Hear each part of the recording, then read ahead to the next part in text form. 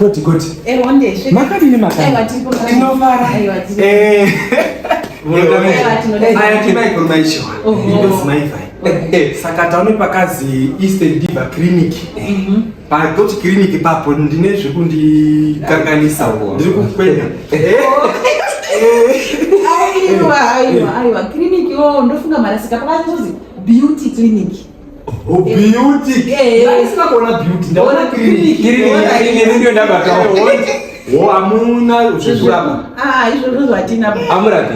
Zvatira. Hapana babata iziyo kuti muno mamutari mune nzvimbo yakadai. Aiwa, munochiite zvekudina. Aiwa, tinoita zvese zvamunoona izvi. Ibvudzi. Ndina amwe maikuru angu aiti azanotore kunze kwenyika. Amwe akaita unga atsvukuso ungachi. Hatori muno meni. Anozi mani. Anoyachitenga muno ndo manotenga. Ndakakutorera meni kuti zvizvi zvazvinotobatsira nyika. Ndakakutaurira. Idzi dzemavharanda idzi. Dziripo. Mavharanda anozocheka. Ndio inozifuranira. Frontal.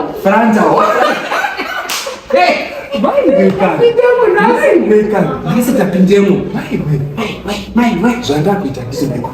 Rega ndifonere baba. Ndine mari yanga ndapiwa yonini. Yesimende. Tiri kuakika hosi kumusha.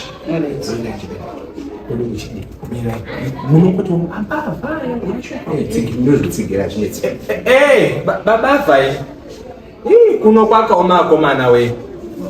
Ndangoti ndichiburemisa kubva kwakutorwe chibhubhubhu ndabirwa ndina mai kuizvo zvizvarito ndicomfort. Tangataurawa. Kuurawa chaiko ngebava. Saka handichatorina mari bazvizvo kuti ndatopotsa ndato. Sasa chimama maigeni, sasa chimaba. Zvitapona. Ndizvozvo. Ndipo saka zvatakuita mati. Inini ndichasiya ndatore mauta. Ndo mabhadhari. Munhu zvimwe zvamunoita munhu zviri. Tinogadzira tsiyo zvemapermanent zvezvi. Permanent bro. Inga muruziya wani. Tinokwesha tsoka. Manicure ne pedicure. Pedicure.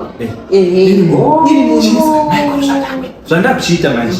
Ndichasiya ndaode mawigi angu matatu. Handiti kuitira kuti ndikadzoka nemawiga yakumba mumongo unozosuspect kuti mari yasimende yadini. Simende munobva mangodino. Mangodai ndononewa matatu. Saka ndakuda direct munhu panondochitichi. Pamusoro pemegawatt. Muno mamutare. Pa trade route mo. Trade route.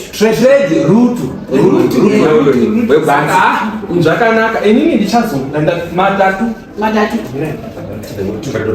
Handizve. Muita zvekuordesa panapa. Zvese tinoita. Akomana. Tawarira free installation anotenga ngeni kugadzira. Ipo pano. Pano. Zvakanaka izvo. Hatichamiri baba. Zatuka beetroot. Trade route. Zvakanaka.